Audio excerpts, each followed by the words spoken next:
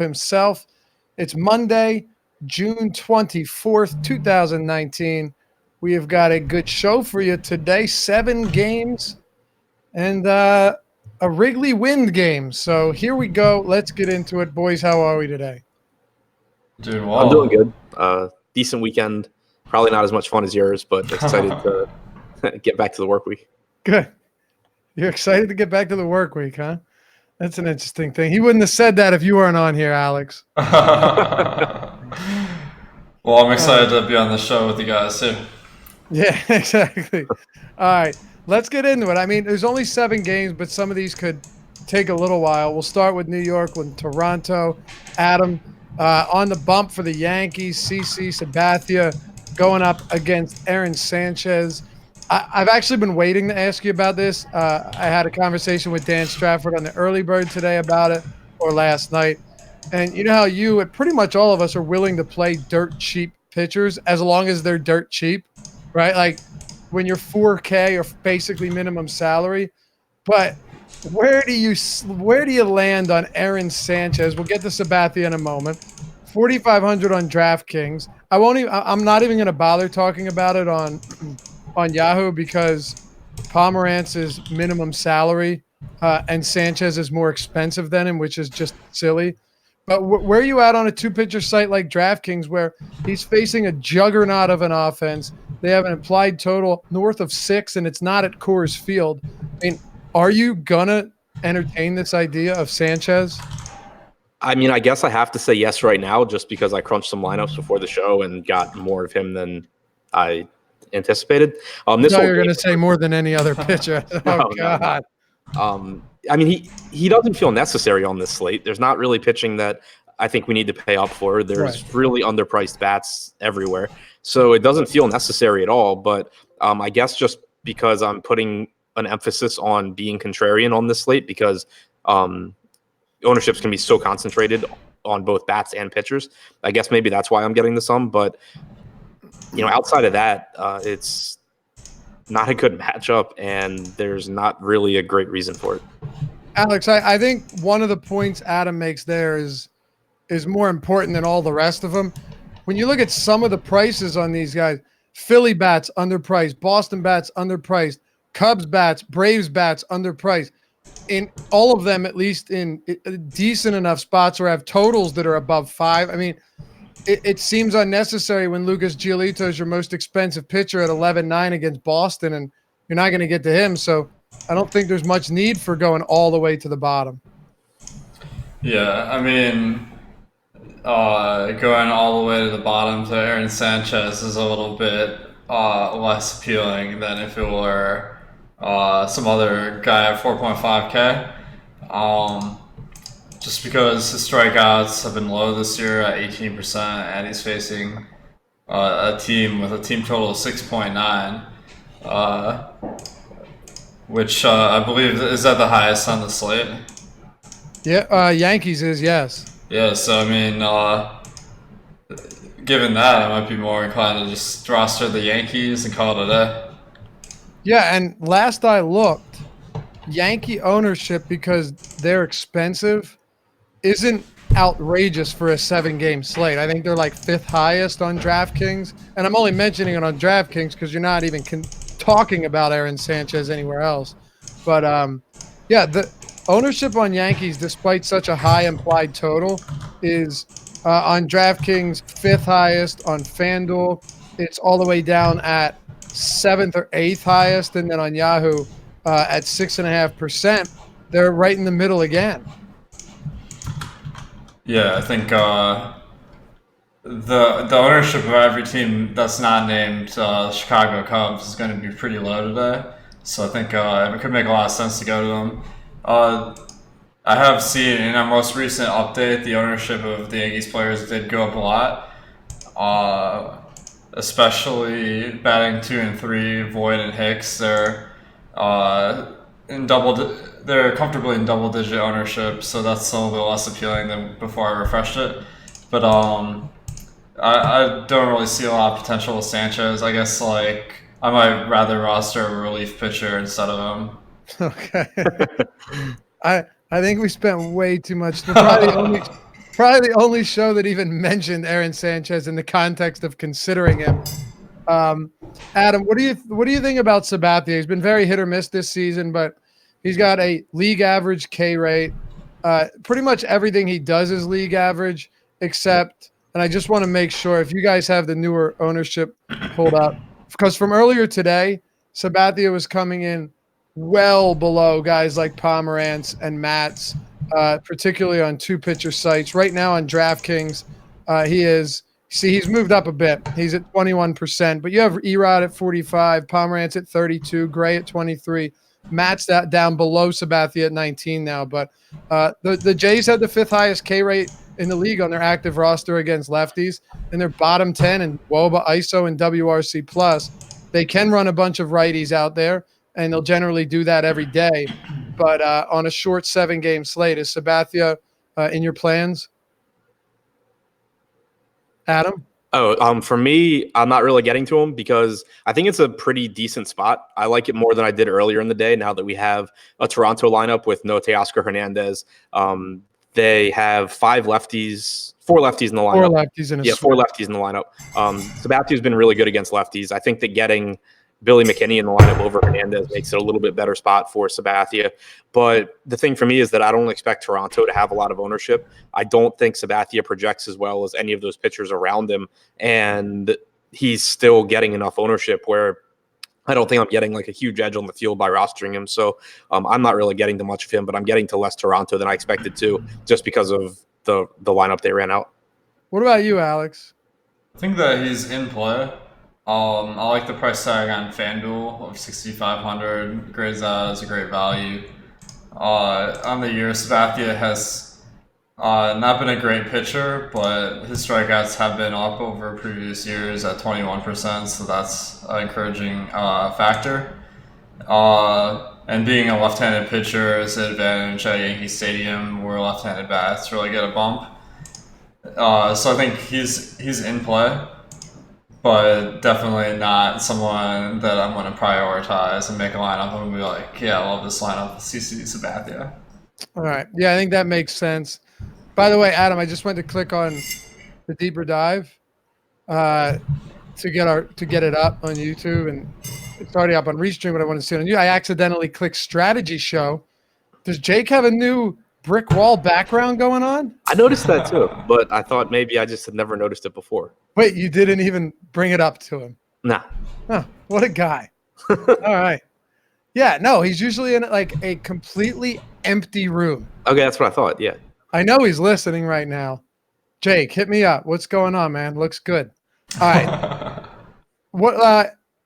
You know what, though? Toronto hitters, I actually, earlier in the day, I had interest in both of these teams. Both Toronto and Sabathia. I don't think Sabathia is necessary. I don't think Toronto's necessary.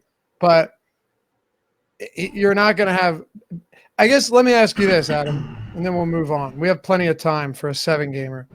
A lot of times, cheap bats allow us to do a lot on expensive pitching days. It isn't necessarily a spot where you need to do that today. So I guess the only reason you'd really be going to Toronto is just to be completely different from the field. Yeah, exactly. And especially when you look at the hitters that you would want from Toronto, Guerrero, Grichuk in particular, Gurriel, priced up a little bit. But Guerrero's at the same position as Josh Donaldson and Chris Bryant. Grichuk, is the outfield's loaded on the slate with Acuna, Schwarber. On DraftKings, you can move Bryant to the outfield as well. So the guys that you would really want from Toronto just play like the deepest positions on the slate. All right, let's move it on then. We've got 6 to go here. Alex, Phillies, Mets, Zach Eflin, Steven Matz. Very, very interesting spot with Matz in this Phillies team. They've lost 6 straight. They just got swept by the Marlins in Philly. Pathetic baseball team. But on paper, they should be good against lefties. Technically, their active roster has been good against lefties all in all. Real Muto is super cheap. Hoskins is very affordable. Same with Harper. Kingery's a bit expensive, but Segura's cheap. You get the point. And Steven Matz is allowing almost 2 home runs per 9 to righties, but he also has one of the higher K rates on this slate. So I can see why Matz is getting ownership at a very cheap cost. But I could also see why the Phillies on DraftKings have the third highest projected ownership and the fourth highest on FanDuel and the third highest on Yahoo. Yeah, I think this slate is really interesting because we're seeing such high team totals. This game has an over-under of 10, which is the highest it's been all year in Philadelphia. Is that right? I Wow. mean, just going off the top of my head, like it's pretty uncommon for a team total or for over/under of 10 in a game Philly, outside of Texas or Denver. So I think tonight we have 4 of them, and none of them are in Texas or Coors, so that's kind of crazy. This game is supposed to be a pretty close one between the Phillies and Mets. As you mentioned, Mets has been getting some strikeouts on the year. The Phillies are not a bad strikeout matchup, so I think he has some upside here. I'm definitely not encouraged by the fact that the Phillies have a team total of over 5.5. So I think that he's a boomer bust play for sure. And if he can avoid giving up runs, I can see him in a winning roster. I think so too. I could also see Philly stacks at the top of tournaments as well. Really, both sides of this to me are appealing. Phillies, God, they've been terrible lately, but they've still got a lot of righty power at them. It's still a very, very good park. Harper, if he's done one thing well this year, he's hit some homers against lefties. I mean, I just think there's good arguments on each side. Yeah, so do I. I wouldn't fault anyone for going to Philadelphia. You know, they're really cheap, just like most teams on the slate. And it is a high upside spot in a park that plays up power. That's 2 big issues are holding runners and allowing home runs, especially to righties. And you have speed and you have power in the lineup for the Phillies. I think it's interesting that you have Scott Kingery leading off here too. Maybe we see some more stolen bases. Like we have Kingery at 1, we have Segura at 2. Maybe we see Philly run a little bit more than they have been recently, since their offense has been struggling, since they are in a really good running matchup against Mats. So I think it's a high upside stack, but I'm also getting to a ton of Steven Matz in tournaments on DraftKings in particular, just because he's inexpensive and he does have strikeout upside. He's struck out about 25% of righties this year. The Phillies certainly have some holes, especially toward the bottom of the lineup. And I think Matz is just a pretty decent pitcher outside of the home run issues. So not a lot of great pitching on this slate. So I'm getting to plenty of Matz. What about Eflin and the Mets? I'm not getting to Eflin. I am getting to some Mets bats. The same great park for the Phillies bats, obviously for the Mets. You have a really cheap Robinson Cano. Michael Conforto is affordable. Peter Alonso is just ridiculously good. You prefer left-handed bats against Eflin, and you have 3 out of the top 4 bats are left-handed, 4 out of the top 6, and then one of those bats is Alonso, who it doesn't really matter. So I do actually think I'll be overweight on the Mets here. Do you like them, Alex, against a guy that we know has struggled against lefties? Yeah, absolutely. My top stacks tool has them as a 7% chance of being the top stack out of 14 teams. So that's right around the average for the slate, I believe. And I like stacking pretty much every team that has any shot of being the top stack. So I'm definitely going to have some Mets, some standout bats on DraftKings and Yahoo. Robinson Cano batting third in the order has been bad this year, but he's probably going to bounce back a little bit from his year stats of 27 on base and 14 ISO. The BABIP is a little bit low, so I can see that leveling out over time. And he's bargain price. So I like the number of plate appearances he's going to get for his salary and roster position on a good team. And then the rest of the team, Dominic Smith on FanDuel is an exceptional value. But the rest of the guys are just priced pretty fairly. So I could see just making it stacking up that one great value plus 4 other guys on DraftKings and 5 on Yahoo, making a pretty nice stack. Since we have some time on this show, let me ask you a bit of a strategy question that you just brought up. If you say I want to stack every team that has a chance of being the top stack, what's your threshold there? What do you consider a chance? Usually, if a team total is at least in the low 4s, I mean, that's encouraging enough to think that they have a decent shot of being the top stack of the night, just based on how random baseball is. Okay. But that doesn't mean I'll have a lot of them. Like a lot of times, I'll just have a couple lineups or just the best lineup I make of one of those teams that's not projected to be great. I think that you can throw in one really good lineup with all the other picks you like, and it'll be a decent one. Yeah, Jake and I did the strategy show last week, and we were looking over what I forget what night it was, but we were looking at your lineups and noticed that you definitely you're willing to stack a lot of teams. Yeah, I mean that's always been my motto is play everyone because then you'll always have a chance no matter who's having a good game. All right, good stuff, man. Boston and Chicago, Giolito and Erod. Adam, I mean, I think we both have a lot of respect for Giolito, and I figured that he'd be a dog here, and that Boston would have a decent enough total. But I'm not going to lie, I was a little bit surprised to see that, especially given the season they've had, which is good but not incredible, a 5.2 run total against Giolito, despite how damn good he's been. Let's talk about him in these Red Sox first, because it certainly seems as though DraftKings – and, DraftKings and Vegas are oftentimes aligned, more so with golf and other sports, but sometimes with baseball. They're very much misaligned on this one, right? Like Betts and Martinez and Benintendi are all really cheap. Giolito is Chris Sale price. It definitely seems like odd pricing, even though he's pitched well. Yeah, I think that this whole side of the game is site dependent for me. On DraftKings, Giolito is pretty much priced out of play, and the Red Sox are at really favorable price points. So I am getting to them in tournaments just because of how talented of an offense they are. They're at home in Fenway. Rafael Devers is back in the lineup. Jackie Bradley's batting sixth, which is really appealing. They're just really, really cheap, and so you're getting a really good offense. Giolito obviously is a very good pitcher, but it's still a very talented offense that isn't going to have a lot of ownership. So I'm getting to them at those prices. But then on on Yahoo, Giolito is $47. On FanDuel, he's $10.7. But you only roster the one pitcher, and the raw points are really important there, especially with how easy it is to pretty much stack whoever you want. So I think I'll get to more Giolito on FanDuel, whereas I'll probably have none on DraftKings. All right, Alex, how are you approaching the Giolito Boston matchup at Fenway?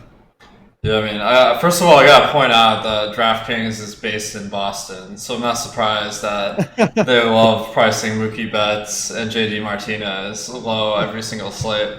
I think it's just because they want to give their home constituents a better chance of winning on a given night. That's it, yeah. Yeah, New York, FanDuel, which is based in New York, has much higher prices relatively for the Red Sox tonight, and I think that it's obvious why.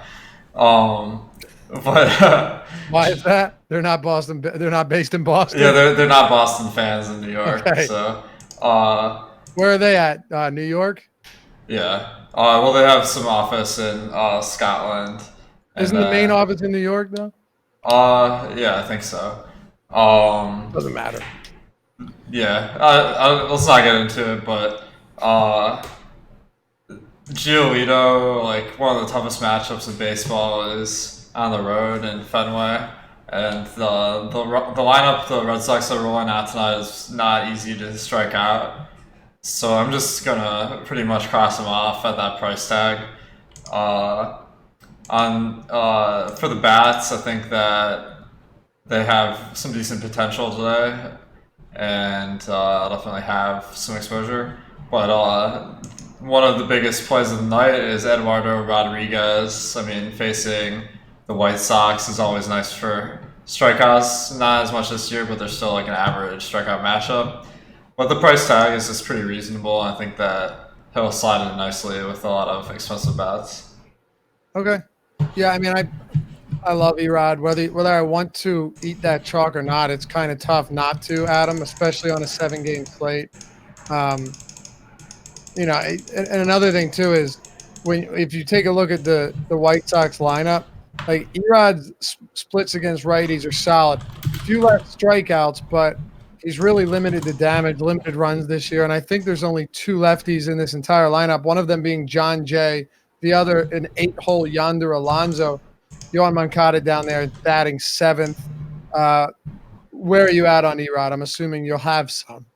Yeah, I can't really find a reason to get away from him. Right. We know that the White Sox do have some right-handed power. Eloy Jimenez in particular, Jose Abreu, Tim Anderson. But overall, not a bad matchup here, and perfectly fine price tags at 8,700 on DraftKings. I think 84 on FanDuel, and he's reasonable at 42 on Yahoo as well. So really just tough for me to get away from him. There's not a lot of pitching that I really feel confident in at their price points on this slate. So that makes it even easier to get to Rodriguez. Okay. What are you doing with bats on either side? Like I said, I'm getting the Boston just because of their I know price you tag. mentioned Jimenez too. Sorry, go ahead. What'd you say? No, go ahead. Yeah. So I'm getting the Boston just because of their price tags, even though I have a ton of respect for Giolito. From the White Sox, it's a decent leverage stack. Like out of stacking against Rodriguez in Fenway or stacking against Pomeranz in San Francisco, I would lean towards the White Sox if you're looking for leverage. But more than likely, I'm just going to get to some like Jimenez one-offs or something like that. Okay. Alex, before we move on to the next one here, any final thoughts on hitters from this game? Yeah, I think I agree with Adam that you can make a nice leverage play here with the White Sox. Okay. Let's talk Cleveland, Kansas City. I'll stay with you, Alex. Adam Plutko, Brad Keller. It's funny. Every team that faces Keller always has a ridiculously high total, which, is fine and all. It's 5.8 for Cleveland today. But this guy really does an excellent job of preventing damage by way of home runs. And I think it's something we should at least talk about here, right? Because he's allowing on the season 0.56 home runs per 9. On this slate, it's not only the lowest, but it's the lowest by a wide margin, and it dates back to last year as well. Even when he had bad starts, it was very rarely because balls were leaving the yard. Sorry, was that Keller? Yeah. Saying he does not allow a lot of home runs at all. Yeah, I mean, for some reason, maybe my statistics are wrong here then, because I have him for 50% fly balls and 16% home runs for fly ball. Is that maybe?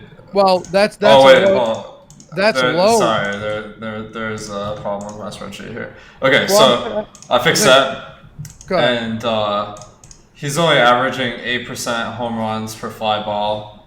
The league average is several points higher than that, so I think maybe he's just getting lucky. Like if I had to pick any reason, it's possible.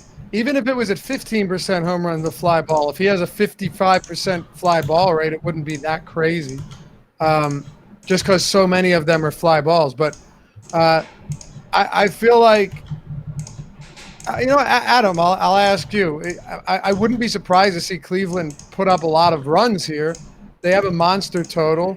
They've always been better at progressive field, but I don't know. It's a conversation we've had a lot when it comes to Brad Keller. Yeah, I'm not getting to much Cleveland here, and it obviously scares me because they have a near 6 implied run total. They're very affordable, but Keller, going back to last season, Brad Keller has allowed a .097 ISO to lefties and a 104 ISO to righties. So that's that's as low as you're really going to get. A 130 expected ISO to righties, 127 expected ISO to lefties. So it doesn't appear like he's just running really good in that department. What's his barrel? I'm curious because Alex said he could be getting lucky, which is very positive. What's his barrel ball per plate appearance rate? Do you have that pulled up? I'd love to know. This season his barrels per batted ball event is 6.7%, which is not elite, but it's good. League average or better than league average. Yeah, a little better. So yeah, I mean he's been really, really good in that regard. He walks too many guys. He doesn't strike out enough. But I'm not really looking for guys to walk and hit singles today. Yeah. And by the way, I'm not suggesting that you play Brad Keller. Just that I don't think that the spot is necessarily as good as it looks. Alex, you have a lot of Cleveland today? Yeah, I mean, I'm pretty interested given the 6.1 team total, like one of the highest on the slate, and the ownership is significantly lower than the Yankees or the Cubs. So I could definitely see myself winding up on some Cleveland bats for sure. Okay. Yeah, well, ownership usually quite high, but I guess their prices come up a bit. You're right, though. Top stack probability 9.8, ownership 5% on DraftKings. Uh, similar ratio on FanDuel and on Yahoo. So they've got that going for them. What do you think of the other side of this game, the Royals against Adam Plutko? Well, one more point before that is their second spot is Oscar Mercado, and he's just like super overpriced. Our projected ownership for him is 0.1 on FanDuel, so like that makes a really interesting play, like for contrarian purposes, because it's like the anti-optimizer play. Not a great guy with great fantasy potential, but on the other side, the Royals also look like the ownership is pretty manageable. I see a couple of great values like Nicky Lopez batting second. And finally, Humberto Arteaga is on every site, and on DraftKings, he is 2K. It's pretty rare you see a guy who's 2K, especially. I mean, the team total is 4.8. He's batting seventh. His projected stats look pretty miserable, but like I'm interested because it's 2K. Yeah, and it's Adam Plutko. Yeah. So I hear you on that. What position is he? Outfield? Shortstop. Shortstop? All right.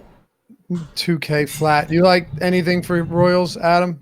Yeah, I'm getting to them a pretty decent amount as a non-Wrigley stack because I expect them to be low owned, especially because they have the low implied run total. But Pluko's like the exact opposite of Keller as far as what he allows. Gives up a ton of power to both sides of the plate. In particular, lefties. He's allowed over a 300 ISO since debuting for Cleveland last season. So Alex Gordon, I think, is in a good spot. Nicky Lopez is okay. Unfortunately, you don't have like a Lucas Duda in the lineup for Kansas City, and Mondesi's not available. But, you do still have right-handed power with Hunter Dozier and Jorge Soler. Whit Merrifield's just a good hitter overall. So I do think that it's still a kind of sneaky spot, whether it's mini stacks or full stacks, because Plutko will certainly give up home runs. Yes, he will. All right, let's take that trip over to Wrigley Field. Before we do, I want to let you know that Yahoo Daily Fantasy Sports sponsors the Deeper Dive. And tonight they've got the 10K guarantee, 1.5K to first, 1.5K to first. Play two pitchers just like you do on DraftKings. The pricing is very much different than everywhere else, but it can give you an edge. No MME, no 150 entries, 10 entry max, slower management fees than anywhere else in the industry. If you get in early, you'll get that $3 0% management fee each day, 10 entry max, 12% on the 10K guaranteed. And when you do sign up, if you haven't done so yet, use the sign-up code AWESEMO, AWESEMO, when you do. Get up to $30 in Yahoo Sports Rewards points when you deposit. It's as good as cash. Use it on the site to play, to win money, and then withdraw money. Use the promo code AWESEMO when you sign up. That is Yahoo Daily Fantasy Sports, sponsor of the Deeper Dive. All right, fellas, we've got 3 to go here. Chicago Cubs, Atlanta Braves, Adam from Julio Teheran, John Lester, both guys that have pitched well this season, but that doesn't mean that things are going to go well for them today. And in the same breath, Wrigley win games have not exactly worked out every time. Just because there's wins certainly doesn't mean that there's going to be 15 runs scored. But you have 16-mile-per-hour winds blowing out to right center field. You have implied totals that are through the roof for both teams. 6.5 for the Cubs. That's come up throughout the day. And 5.7 for the Atlanta Braves. Cubs going to get a ton of ownership, but I love these Braves when they face left-handed pitching, man. I absolutely love it.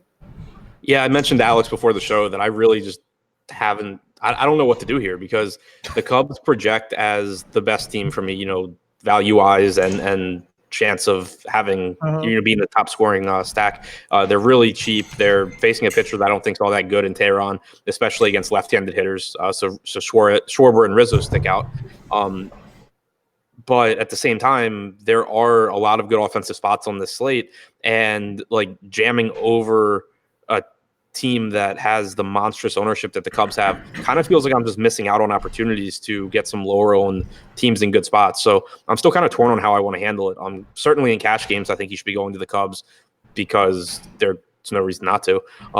But in tournaments, I think it's going to be important to, if you are stacking the Cubs, to be like really contrarian somewhere else, whether it's the secondary stack or taking a chance on, one of the pitchers. Like, I think that's why I mentioned I was getting to some Aaron Sanchez, was just because nobody else is and because I have a lot of Cubs. Okay. It's not a crazy idea. I mean, the ownership, Alex, on the Cubs is going to be insane. Now, for good reason, but 21% on DraftKings, 19 point, so 20% on FanDuel and 26% on Yahoo. Those are some wild numbers, even for a 7-game slate. Yeah, I mean, the ownership's crazy, and it's going to be really hard to make a stack out of this team that is significantly differentiated from everyone else. The fact that it is a National League team hurts because there's only 8 batters instead of 9. Usually a point that's not super relevant, but that severely limits the number of stacks you can make. As far as individual batters, it looks like every single batter is above average as a play today. And I think that for cash, maybe like they're locks. For tournaments, I think that I wouldn't begrudge anyone for going with a Cubs stack, but I'm not convinced that it will help you get an edge over the field just because so many other people are going to have them. So one strategy I'll probably employ is picking a more contrarian stack and then using a couple of these guys for one-offs a lot of the time, because we all know these win games, there's going to be some home runs, and if you pick the right guy that hits a dong or two, you're going to be in really good shape. All right. Yeah, the pricing on them is crazy, though, man. You can't factor wind in, several days before. At least they don't. It's really an odd night to see them so cheap, but they are. What about the Braves, though, Alex? You've got guys like Swanson and Donaldson who are also inexpensive. Riley's expensive, but he's crushed lefties. Ronald Acuna batting leadoff, 4,800 on DraftKings specifically. That's not out of control whatsoever. I mean, most of these guys are very reasonably priced. On Yahoo, you're going to pay for some of them, like Acuna, like Riley, but with the pitching that we have today, it's not absurd to think that you can stack Atlanta pretty easily regardless of price. Do you like them as one of your top stacks? Yeah, absolutely. I think one guy that is a cash game lock on DraftKings and FanDuel in particular is Josh Donaldson. I mean, this guy on the year has a 24% ISO. He's got the positive platoon split in a win game, and he's cheaper than most of the other players on the team batting cleanup. It's like all the factors are kind of aligned for Josh Donaldson and cash. Maybe there is a little bit of opportunity cost there, but I haven't fully looked into that. Acuna also stands out on DraftKings as a exceptional value, a cash lock. And on Yahoo, the Braves are a little bit more reasonably priced than on FanDuel. I have them as below average value, but the ownership is still super high, so I'm not as keen on them on FanDuel as I am on the other sites. How about you, Adam? Well, I missed the question. Atlanta Braves. In terms, you talked about them a little bit, but in terms of where you're at, again, compared to the rest of these teams, where are you coming in on the Braves? Right up there with the Cubs, like just behind the Cubs. Okay. I know Alex mentioned Donaldson. I think is clearly a really good play. Austin Riley, someone that I could see going a bit overlooked because he's batting 6th and he's the most expensive hitter in this game other than Freddie Freeman. But he's got a ton of power in the righty-lefty matchup. So I like that. I like Ozzie Albies batting 7th for basically the same reason, batting toward the bottom of the order, but plenty of power and some stolen base upside. Obviously, the guys at the top are good, but I think that, going to the bottom of the Atlanta order gives you a little bit more differentiation. Any other thoughts on this game as a whole, since it's such a staple of the slate? No, I mean, like Alex said, certainly wouldn't fault you for going there. I'm just also not convinced that it's the best way to go. be overweight on a game that's going to have so much ownership. Right. It's going to be really hard to get overweight on. Right. Kershaw and Greinke, I'll stay with you, Adam. Kershaw has been good this year from a real-life standpoint. From a fantasy standpoint, he's been fine. But I don't really think that each week he justifies this price tag, not against the Arizona Diamondbacks at least. And then Greinke on the other side. I mean, this guy has really struggled to miss bats. And at times it works for him because his called strike rate is so high. But at other times it just turns into an unmitigated disaster like we saw last time out. But, I mean, generally speaking, Greinke's been good. It's just this is a brutal matchup for him. For Kershaw, it's a better matchup. But, I mean, is there really any point of paying a premium for Kershaw on this slate outside of just trying to be way different from everyone else? I don't think so. I mean, it's clearly a perfectly fine spot.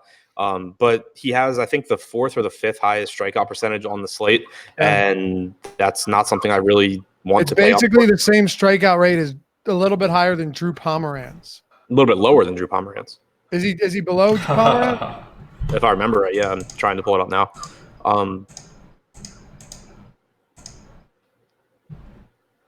Kershaw's at 23.6. Yeah, no, you're right. Kershaw's 23.6. Pomeranz is 23.1. Okay, but still, that speaks volumes. Right. Yeah, he's a really good pitcher. He's just not as good a DFS pitcher as he used to be, and he's still kind of priced like Clayton Kershaw of old. And on this slate, it just seems kind of unnecessary when you have Rodriguez with a higher strikeout percentage, you have Gray with a higher strikeout percentage, both at cheaper price points. With you, Alex, are you doing anything different with Kershaw today? No, I just think the matchup stinks. I mean, I have the Diamondbacks projected for about 20% less than average strikeouts. The worst part about it is Greinke is even a below average strikeout player at the dish, so he doesn't even get the bump from the pitcher. So I just really don't see a lot of potential for a big strikeout game here. What about the Dodgers, Alex? Just using your stack tool, which you can find on awesemo.com, along with the ownership projections, player projections, lineup builder, fantasy cruncher, articles for all of our sport that Adam and I write each day, along with Josh and Ben and everyone that I don't have enough time to talk about.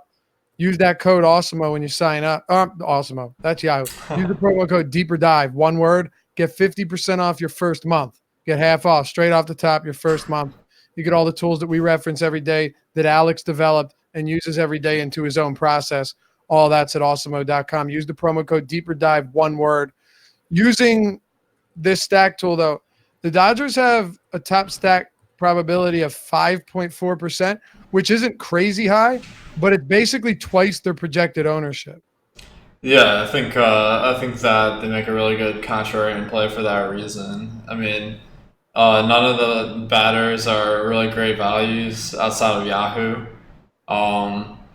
And the ownerships are all single digits. The only player with ownership that's remotely close to high is Jack Peterson with projected 6% ownership on DraftKings and 13% on FanDuel and Yahoo. So I think that you can make a super contrarian stack with the Dodgers, a team with a lot of talent, and it has a tough matchup versus pitcher, but if they can get them out of the game pretty quick, then they'll be facing some of the weaker pitchers in the Diamondbacks bullpen. Adam, how are you approaching hitters in this game? I think I'll be overweight on the Dodgers too, just because they're getting such little ownership and because they're a really good offense. Kind of the same thing that I was saying for the Red Sox, where it's a tough matchup for sure, but they're affordable and they're just really, really talented, and people aren't going to go there. The roof is open in Arizona, which helps the offenses a bit here as well. So, not saying they'll be my highest stack or anything, but I do expect to be overweight on the Dodgers. All right. Any interest in Arizona hitters for either of you? Not for me. They're just way too high priced for the matchup. I don't understand how Ketel Marte is 5,200 on DraftKings and 24 on Yahoo. That guy's he's a decent player, but facing Kershaw, that's insane. Yeah, and lowest top stack probability of any team on this slate. But you're right, they're not priced like that. they're priced like they're in one of the best spots that you can find. So They're priced like the Cubs. What's up? They're priced like the Cubs. Yeah, are they? I thought they were a little bit higher than the Cubs. Oh, are they higher than the Cubs? That's insane. Maybe not. I thought a few of them were like super expensive last I looked. Yeah. Well, Marte, yeah. Oh no, you know what? I guess it's Marte. Escobar's price came down quite a bit from where he was last time out. So no, they're not. I guess it's only Marte. Yeah, you're right. They're pretty cheap. All right, but at the same time, I think they still have. Yeah, even the top value is 2.7%. So there is not much redeeming about this matchup at all. All right, Alex or Adam, last game here: San Francisco, Colorado. John Gray, Drew Pomeranz. We're gonna have a lot to talk about here. Colorado has John Gray on the mound, and his strikeout stuff versus righties is a lot better than lefties this year. For his career, it's a little bit better, but nothing crazy. I don't believe we have a lineup yet on San Francisco, but I would expect them to run out a good amount of left-handed bats.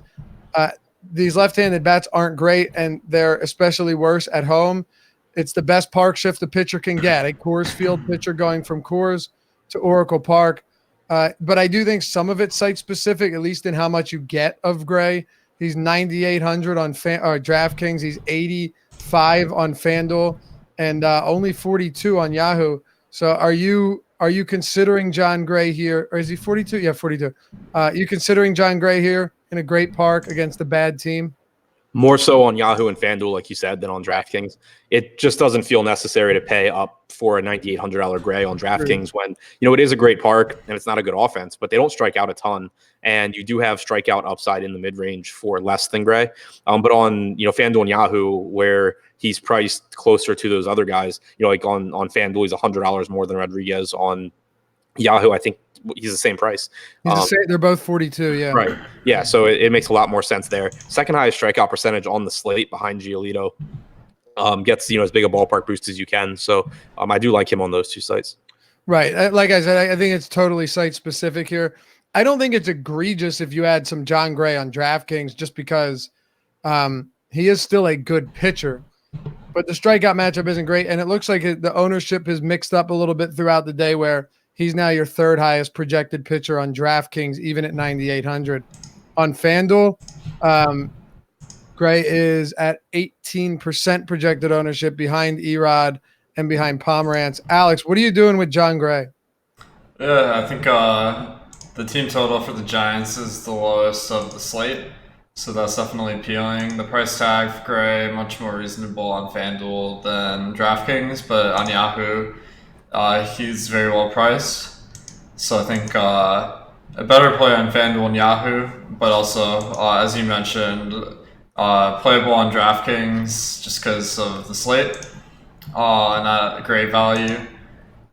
And I think there aren't a lot of exceptional value pitchers today outside of Drew Pomeranz and Eduardo Rodriguez, so I have no problem going to a guy like Gray, and it gives you a little discount over some of the highest priced guys of the slate. Okay. Yeah, and if you're just talking about upside, it might not be a ton of strikeouts on this San Francisco team, but Gray is the type of guy that could run out there and give you 10 strikeouts, and we don't have a lot of that on this slate at all. So I think that's pretty noteworthy. Alex, Drew Pomeranz,